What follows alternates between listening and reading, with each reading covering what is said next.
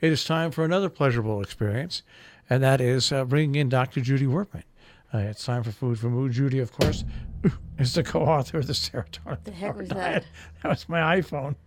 Well, all of Serotonin your Power devices just suddenly spoke to you and said, you might want to unplug a little there, dude. Serotonin Power Diet, serotoninpowerdiet.com. Also author of Simon Loses His Tummy and Possibly Breaks His iPhone. Ladies and gentlemen, here she is. Dr. Wurtman. Good morning. Good morning. I'm done. Well, I'm glad it's just your phone that fell and not you. No. The phone fell and then the tablet fell on top of it. It's just Okay. you have that's the good it's thing sort is- of like the cake falling and then the pie falling. Well, the good thing is nothing hit any buttons, so nothing happened. Right. All right. Should a personal hello, Dr. Wortman. Hello. Balance is yes, it's very silent, and people don't really notice until they are furniture walking that that they're too late to take steps. But yeah. No, it's The reason I talked about it is that people talk about high blood pressure as a silent killer, in that if it's not measured, there are no symptoms that would tell you that your blood pressure is elevated. And one of the consequences, dreadful consequences, is a stroke and all the consequences of that. But what is really overlooked is balance and its loss, because that's totally silent unless you find yourself tripping or having trouble balancing, going up and down stairs, going down a curb. By that time, your balance is pretty poor, and it may lead almost immediately to some kind of fall.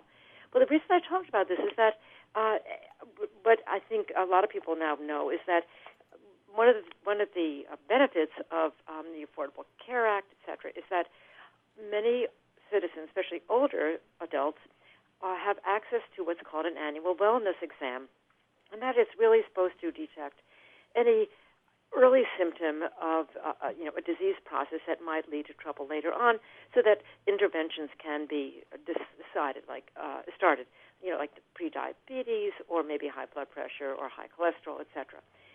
And one of the things that is measured in the patient going for a wellness examination is the vulnerability to falling, because as you get older, that seems to be something that we are all vulnerable to.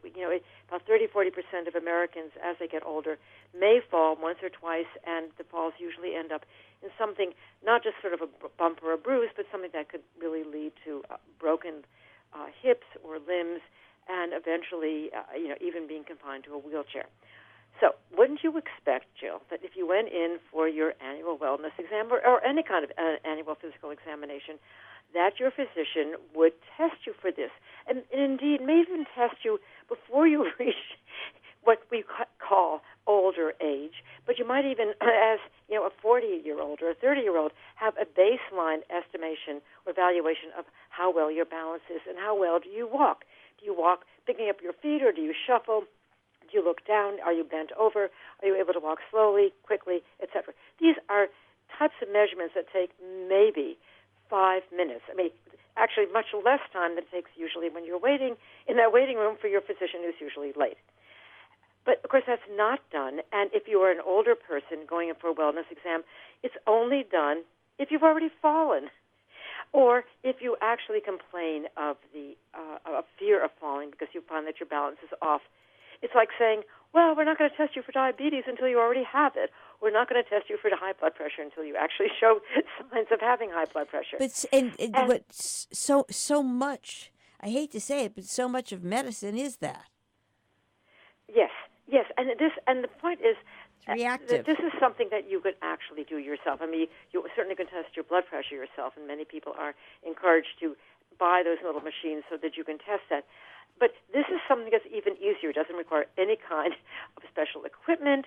All it requires are your two legs and maybe a chair nearby, so that you can rest your hand on that chair while you're trying some very simple balance exercises, like, can you lift up a foot and put it at a 45-degree angle, perhaps resting on the calf of the other foot for 30 seconds, 60 seconds.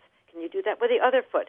Can you stand on both feet and move your right foot over so that it's laterally, so it's touching your left, and then do the same with the other side. Or, and this is not easy, can you walk in a straight line with the heel of one foot touching the toe of the other?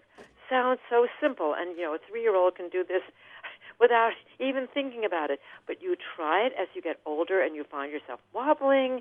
Maybe you're leaning on one side, your hands go out to try to keep your balance. It's not easy.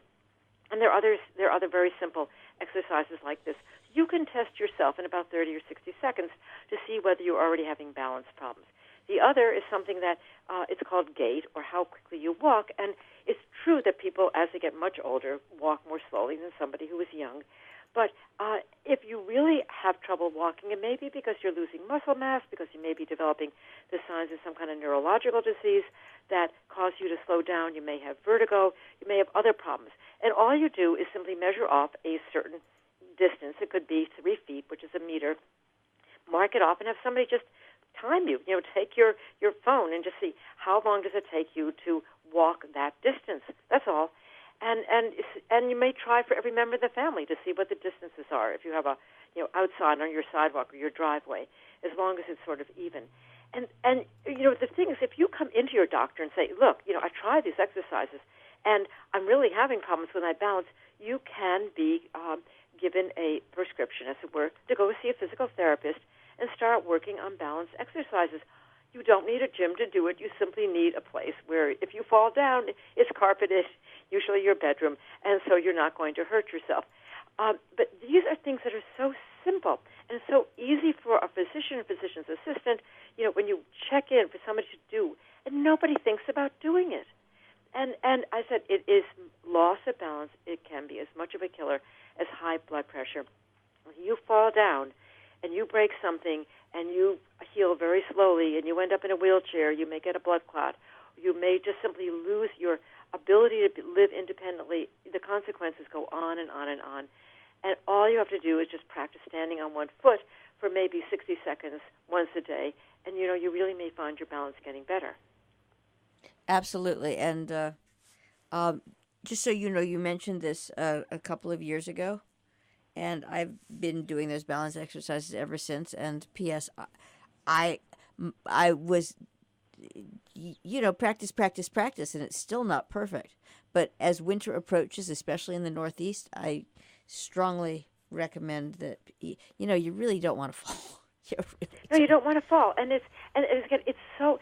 You don't realize until you start testing yourself the deficit. Yeah, exactly right. It's really silent. And again, I think everybody in a family should try it. And especially if you have not been, going to a gym regularly or doing any kind of exercise where you have to stand, like yoga, for example. No, you have to make it a game also. All right, we will talk to you next week. And always, thank you very much, Dr. Judy Wurtman, Food for Mood. And, of course, you can hear Judy right here on the air live. Also on demand, robinhoodradio.com. Click on demand. Click on Food for Mood.